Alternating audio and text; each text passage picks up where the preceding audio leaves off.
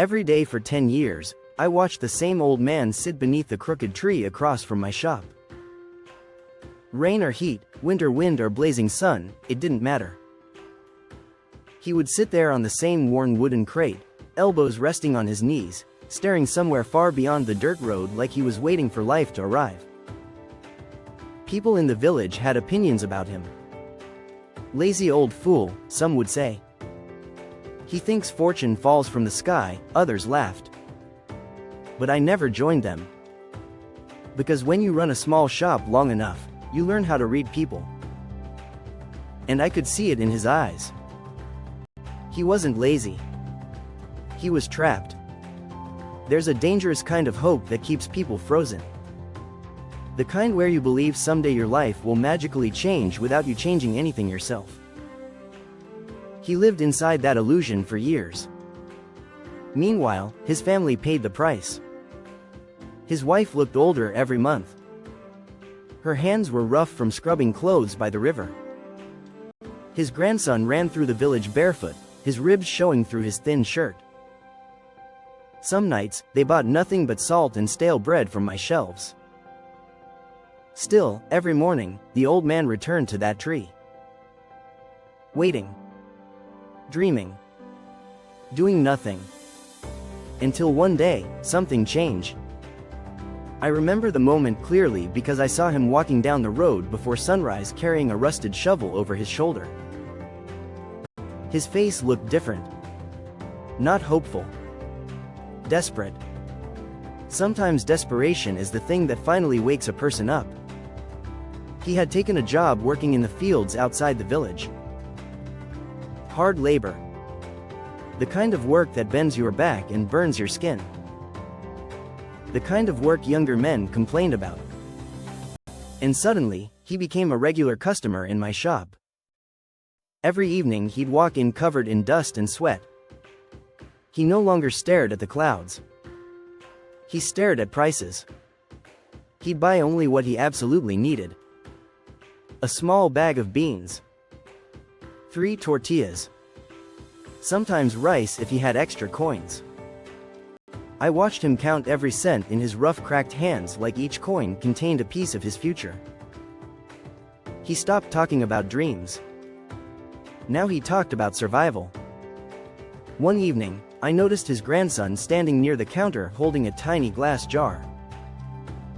The boy smiled proudly while the old man placed 2 coins inside it. "What's that for?" I asked. The old man looked at the jar carefully before answering. "This," he said softly, "is our tomorrow." The boy hugged the jar like treasure. And from that day on, everything changed. For 2 years, that jar became the center of the old man's life. Every extra coin went inside it. Every sacrifice fed it. He patched his shoes with scraps of cloth instead of buying new ones. He skipped meals some nights. His wife wore the same faded dress until the fabric nearly tore apart. They denied themselves every comfort because the jar represented safety. Security. Hope. The old man believed he had finally discovered the answer to life. Save enough money, and one day suffering disappears. I watched that jar slowly fill month after month. The grandson protected it like a sacred object, hiding it beneath the bed every night. Sometimes he'd shake it and grin at the sound of all those coins rattling together. To them, it sounded like progress.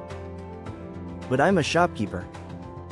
And shopkeepers learn something about money that many people never understand. Money sitting still is slowly dying. The world never pauses. Prices rise.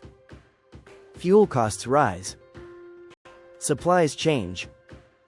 The market moves every single day, even when people don't notice it. But the old man didn't understand that yet. Then came the afternoon I'll never forget.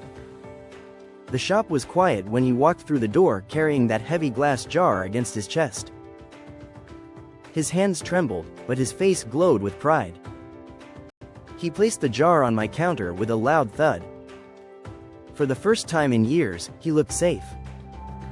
"I want 3 sacks of corn," he said. I nodded and began counting the coins. When I finished counting, my chest tightened. The amount was correct. Correct, 2 years ago. But not anymore. I looked up at him slowly. Prices went up, my friend. His smile faded. I pushed nearly half the money back toward him. "This only buys 1.5 sacks now." The silence that followed felt unbearable. At first, he didn't react. He just stared at the coins sitting on the counter as though his mind refused to understand what his eyes were seeing. Then came the realization. While he had been working endlessly, while he had been starving himself to save, while he believed he was protecting his future, his money had quietly been losing value the entire time. He hadn't moved forward. He had barely stayed in place. The old man picked up the jar and walked outside without saying a word. For nearly an hour, he sat in front of my shop staring at the single sack of corn he could afford. I expected him to break. Most people do when life punishes them after years of effort. But something remarkable happened instead. He started watching. Watching the farmers arriving with fresh milk to sell.